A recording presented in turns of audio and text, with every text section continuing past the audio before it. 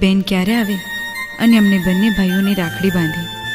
રાહ જોવામાં ને જોવામાં આખો દિવસ નીકળી ગયો, પણ એ દિવસ કોઈ દેખાયો નહીં. એટલામાં અમે બંને ભાઈ નિરાશ થઈ ગયા અને મમ્મીને કહેતા કે મમ્મી, મારે બેન હોય તો કેવું સારું, મમ્મી મારે બેન હોય તો કેવું સારું. એ દિવસે મમ્મી એવું બોલ્યા કે દીકરા, આપણી માં ગણો કે બેન એ ફૂલભાઈ જોગણી માં જ છે. ત્યારે વિપુલ મહેશ એવું બોલ્યા કે અમને બેન કેમ ના આપી, અમારે તો આ જગતમાં રાખડી બાંધનાર બીજું કોઈ નથી. એમ કહીને રડી પડ્યા. અને માડી બોલ્યા કે ફૂલભાઈ જોગણી માં છે એ જ તારી બેન ગણી લે.